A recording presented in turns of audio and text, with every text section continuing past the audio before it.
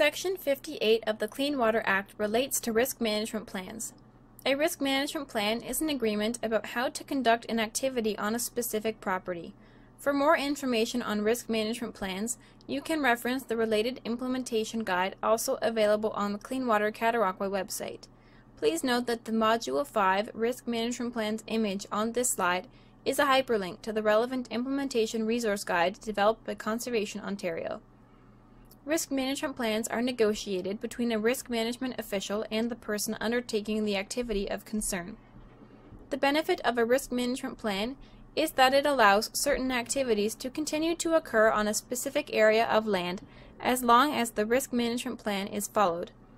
It is a mechanism to officially recognize the beneficial practices already in place that reduce the risk to the drinking water source, and to require any necessary additional measures. When the activity is conducted in a manner consistent with the risk management plan, the risk to the drinking water source is viewed as no longer significant. In order to ensure the measures are implemented as intended, the risk management plans also include monitoring and reporting aspects as necessary. The Cataraqui Source Protection Plan requires that risk management plans for existing activities are all in place by April 1, 2017. Risk management plans can be simple or complex depending on the activity and its threat to the drinking water source. In some cases, only a portion of the property falls within the vulnerable area, so any requirement for a risk management plan would only apply to that portion of the property. Risk management officials in the Cataraqui Source Protection Area will use standard forms to collect information and write risk management plans. Policy 7.4.2 in the Cataraqui Source Protection Plan requires risk management plans for the storage of hazardous waste at disposal sites in Brockville Intake Protection Zone 1. Intake Protection Zone 1 is indicated by the yellow arrow and is highlighted on this slide. The required minimum risk management plan content includes consideration of the suitability of the storage container, the repair and/or replacement of defective or unsuitable storage equipment, staff training, and the collection of waste materials by a licensed and qualified hazardous waste collector. Policy 7.4.1 in the Cataraqui Source Protection Plan requires risk management plans in Brockville Intake Protection Zone 2 for the application of pesticide containing MCPA to land areas more than 10 hectares. Intake Protection Zone 2 is indicated by the blue arrow and is highlighted on this slide. The required minimum risk management plan content includes recognizing existing best management practices and/or pesticide management plans. Section 59 of the Clean Water Act relates to restricted land uses. This term is used differently under the Clean Water Act than it is for land use planning. Simply put, in the context of source protection plans, it is a flagging mechanism. It is designed to flag any proposed developments that could include an activity that is prohibited or that requires a risk management plan under Part 4 of the Clean Water Act. Restricted land uses ensure that the development plans don't proceed until source protection concerns are addressed via the risk management official. It is necessary to use a screening process to ensure that the risk management official receives the required information. This means that help from the departments responsible for planning and building applications is needed. The following slides outline the screening process. This workflow chart is a reference tool for municipal staff. Effective application of Part 4 policies is a team effort between the risk management official and the development review staff. At the earliest opportunity, municipal staff must first determine whether the subject property is within a vulnerable area where Part 4 policies apply. The easiest way to do this is to check the interactive maps on the Clean Water Cataraqui website. If it is outside of the area, then regular municipal procedures apply to the proposal. If the proposal is within a vulnerable area with Part 4 policies, proceed to Step 2. In Step 2, the municipal staff person will assist the development proponent to determine if any Part 4 policies could apply to the proposal. Everything you need for this consideration is available on the Clean Water Cataraqui website, including the interactive maps as well as the restricted land use fact sheets, which will be explained on the next slide.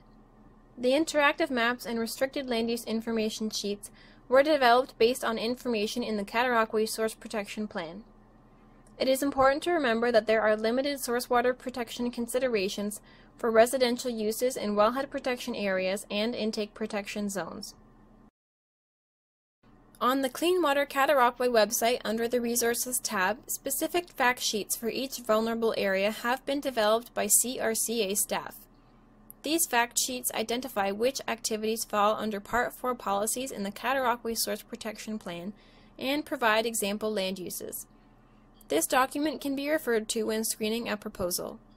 Once the appropriate restricted land use information sheet has been selected, determine if any of the activities listed are associated with the proposed development.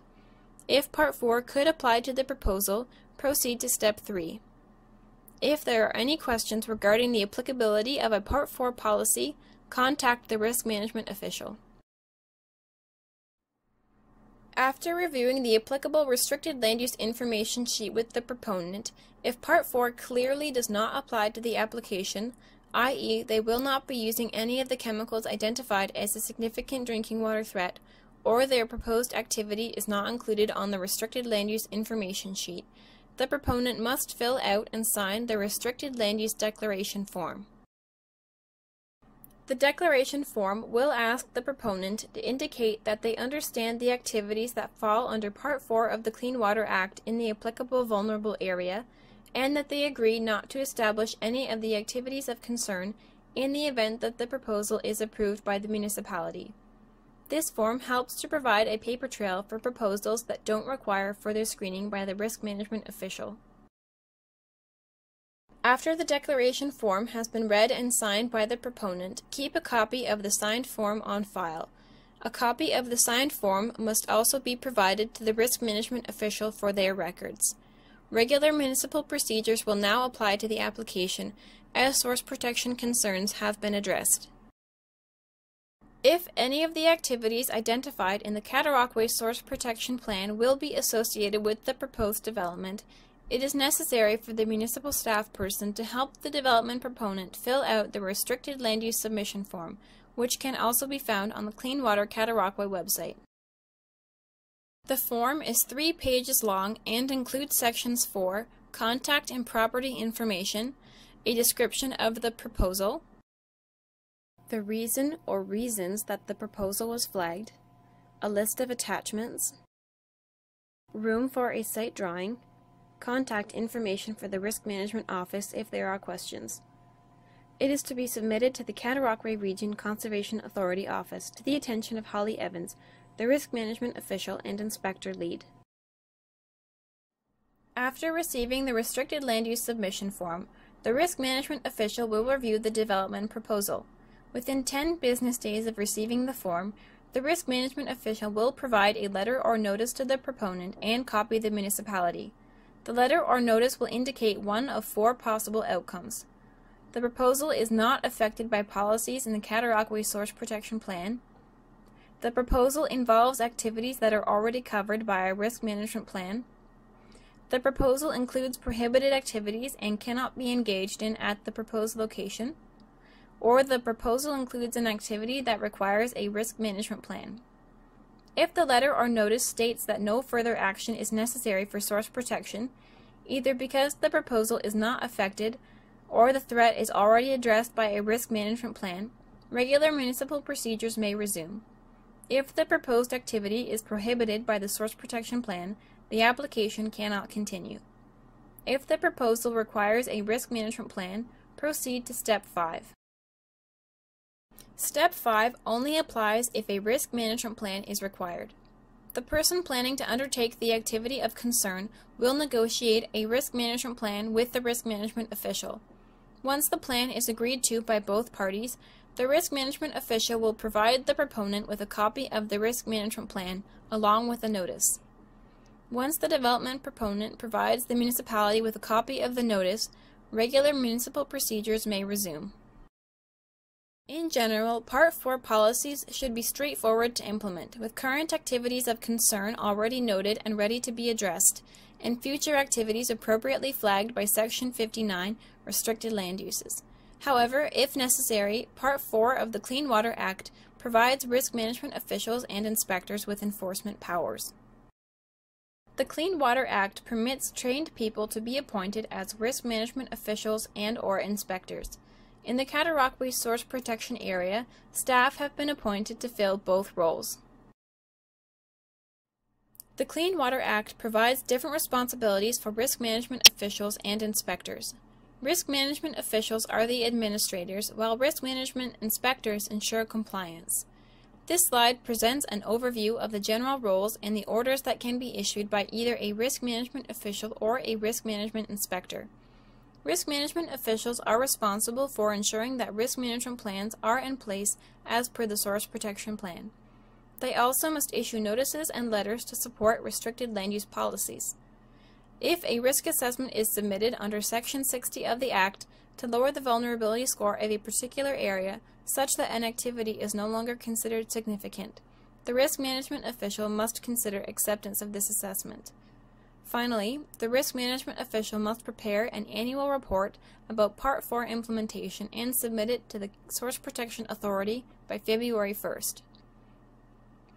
To support the risk management official's responsibilities, the Clean Water Act includes provisions that in order to require a disclosure report explaining a complex operation can be made to inform risk management plan content.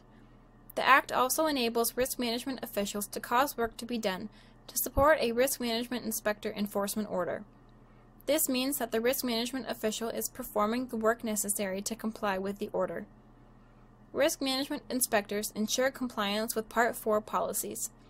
This is accomplished by performing inspections and, when necessary, by issuing orders to cease and desist an activity to comply with the prohibition, or to set out directions to achieve compliance with a risk management plan. The risk management inspector is responsible for prosecuting offenses under Part 4. Part 4 offenses include failure to comply with Section 57 prohibitions, failure to comply with Section 58 risk management plan requirements, failure to comply with a Section 63 enforcement order, failure to comply with a risk management official order to provide a report under Section 61, and obstruction or submission of false information under Sections 90 and 91. Offenses under the Clean Water Act are prosecuted under the Provincial Offenses Act. Risk management inspectors are provincial officers under the Provincial Offenses Act, and the risk management inspector may begin a prosecution under the Provincial Offenses Act if a person commits any of the listed offenses. The Clean Water Act sets out the penalties for offenses, including fines up to $25,000 a day for an individual's first offense, up to $50,000 a day for subsequent offenses, or fines up to $50,000 a day for a corporation's first offense, up to $100,000 a day for subsequent convictions.